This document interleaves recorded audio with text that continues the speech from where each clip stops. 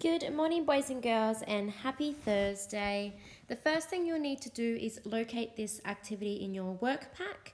Then you need to pop your name in the right hand corner so we know that it's your work. So today we are going to be focusing on a 3-digit number. Now the number that I have chosen today is the number 296. Now you can choose your own 3-digit number, otherwise you can get an adult to help you with your number choice. The first thing you need to do is complete the hundreds, tens and ones. So in the number 296, there are 2 hundreds, 9 tens and 6 ones. Next, we will need to partition our number. So partitioning is a way of working out math problems. So it involves breaking up larger numbers and splitting them into smaller units. This makes it easier for us to work out our number and the value of each of our numbers. So we have 200 plus 90 plus 6, and that equals 296 altogether. Next, we need to draw our number using base 10 materials. So far, I have 2 hundreds and 9 tens here. So I need to add 6 ones. So we've got 1, 2, 3, 4, 5, 6. Next, you need to complete the place value chart and fill in your numbers. So we have 2 in the hundreds column, 9 in the tens column, and 6 in the ones column. Next, you have to figure out a number that is 1 less and 1 more. So when you see the word less, it means that we are taking away from something. And when you see the word more, it means that you are adding on to something. Now you need to round your number to the nearest 100.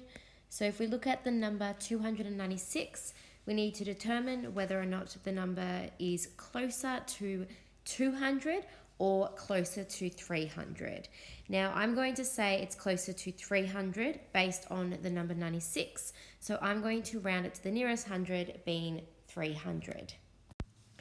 We now have to write the smallest number and the largest number.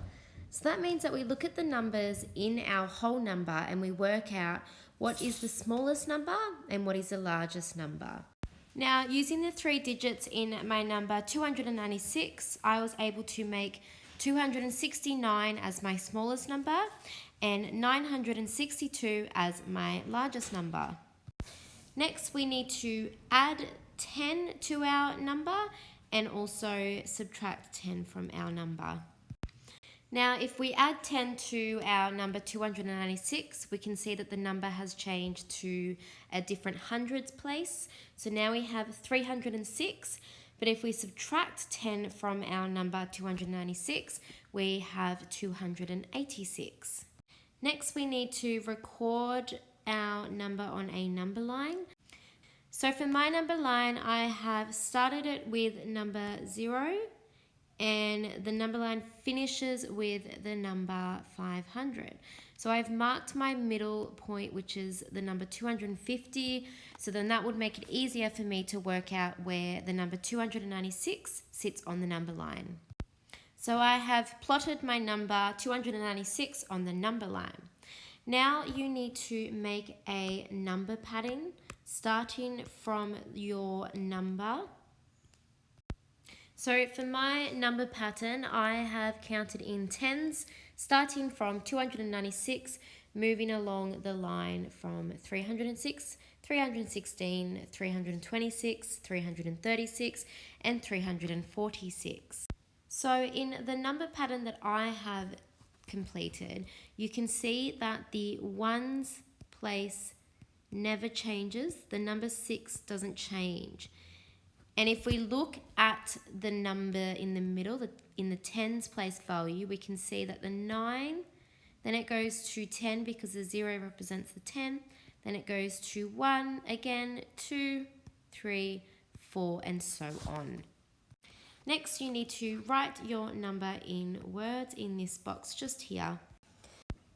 Lastly, you need to write your number in at least 2 or 3 different number sentences.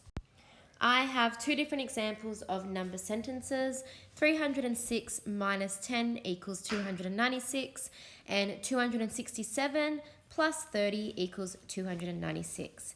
It's now your turn to complete the activity. Remember to upload your work to Class Dojo so your classroom teacher can see your work.